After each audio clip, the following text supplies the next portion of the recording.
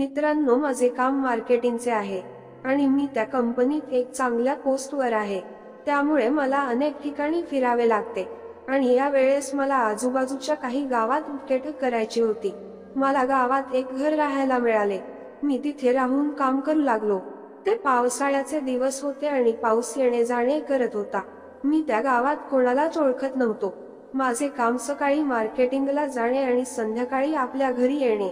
मी दुसऱ्या दिवशी सकाळी निघालो आणि येताना जोराचा पाऊस आणि त्यात वादळ सुरू झाला।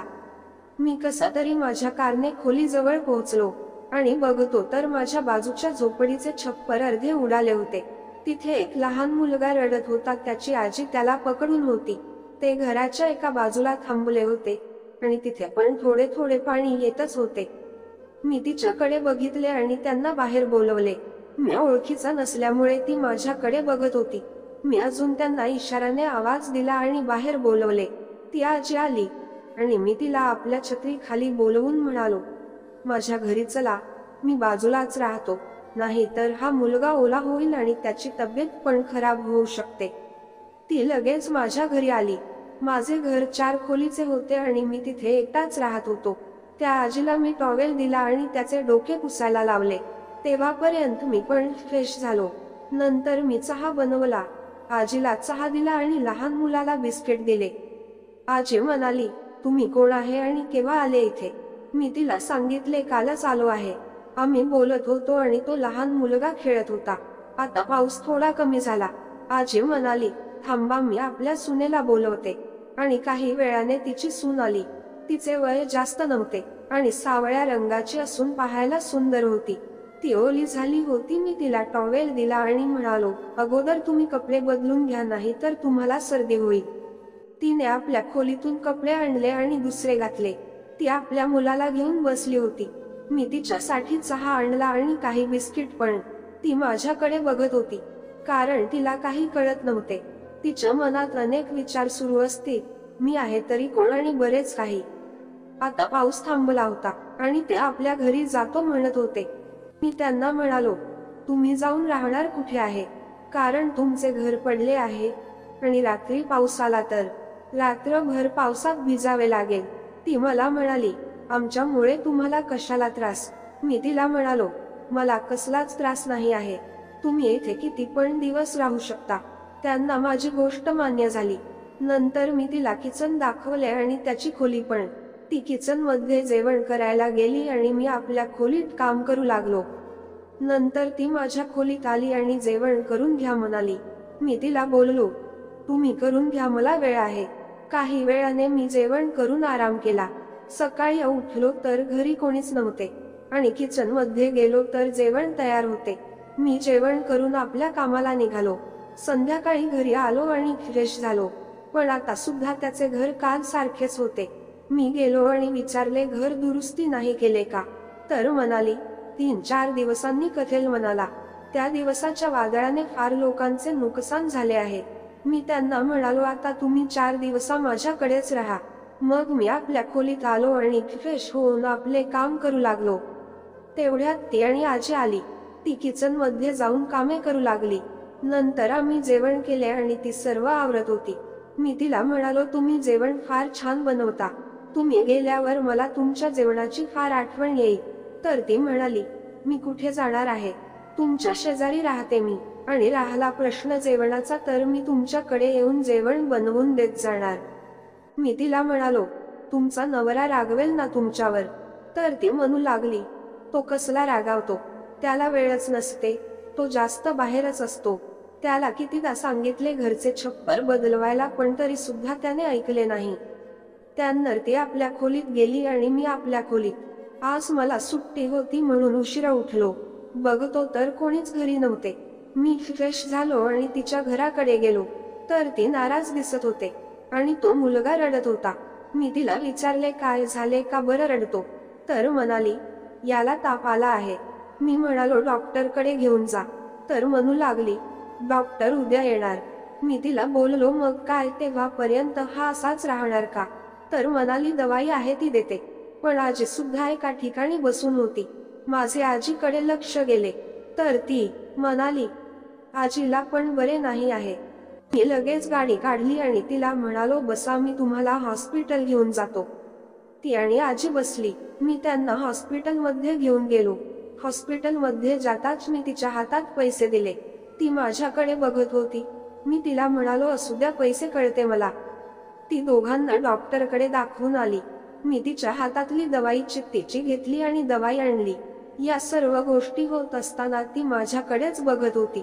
त्यानंतर आम्ही घरी आलो. ती जेवण बनवू लागली. अगोदर तिने आपल्या सासूला जेवण दिले आणि मुलाला पण. तसेच त्यांना दवाई सुद्धा दिली. नंतर ती माझ्याकडे येऊन म्हणाली, चला आपण जेवण करू. आम्ही जेवण केले आणि मी बसून होतो. मी माझ्याकडे येऊन म्हणाली, मी तुमचे आभार कसे मानू समजत नाही आहे. तुम्ही नेहमी आमच्यासाठी धावून येता. तुमची आणि माझी तेवढी ओळखी सुद्धा नाही आहे. मी तिला म्हणालो, तुम्हाला आभार मानायची आवश्यकता नाही आहे. तुम्ही फार छान आहात. तुमचे वय सुद्धा जास्त नाही आहे, तरी तुम्हाला किती कामे करावी लागतात. आणि तुमच्या पाठी हे संकट आले. तुम्हाला जेव्हा माझी गरज पडली तेव्हा मला आवाज द्या. आम्ही त्या दिवशी बराच वेळ बोललो. तिचा स्वभाव फार छान होता.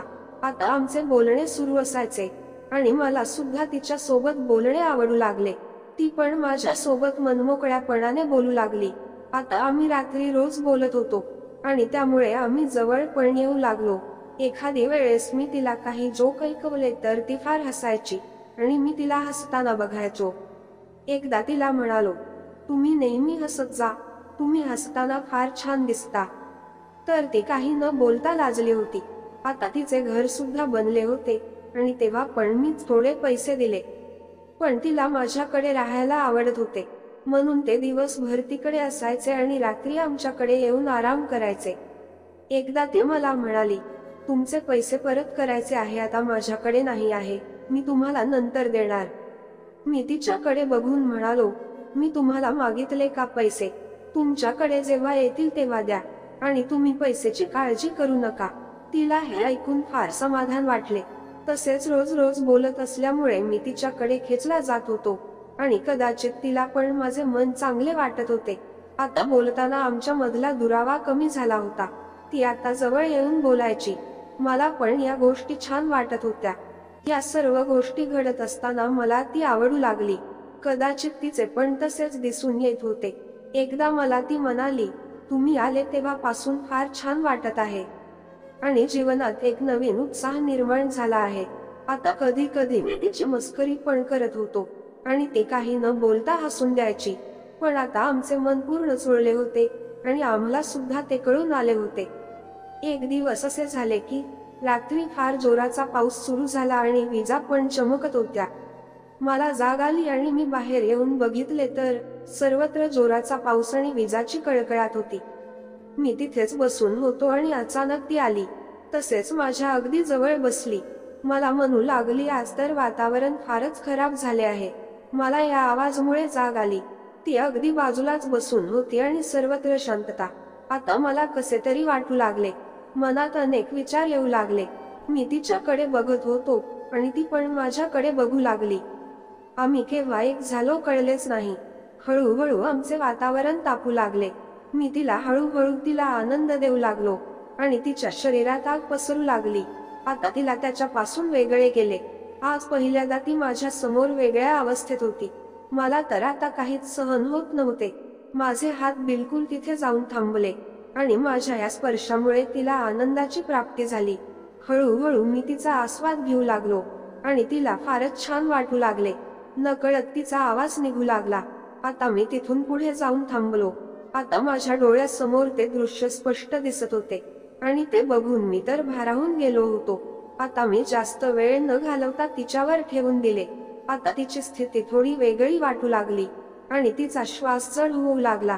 मी माझ्याकडून पूर्ण प्रयत्न करत होतो आणि तिचा तो आवाज अजून वाढत होता. बाहेर अजून पाऊस सुरू होतो आणि आम्ही त्याचा आनंद घेत होतो. फार वेळ आम्ही आपले प्रेम व्यक्त केले. त्यानंतर ती म्हणाली, असं आपल्यात जे नकळत घडून आले त्यामुळे मला फार आनंद होत आहे. त्या दिवशी नंतर आमचे आयुष्य बदलून गेले. आता आम्हाला जेव्हा एकमेकांची आवश्यकता असेल तेव्हा एक होत असतो. तसेच मी तिला अजून चांगले घर बनवण्यात मदत केली आहे. आता ती आमच्याकडेच जेवण करते आणि आराम सुद्धा करायला येते. मित्रांनो, अशाच अनेक गोष्टींसाठी चॅनलला सबस्क्राईब करायला विसरू नका. धन्यवाद.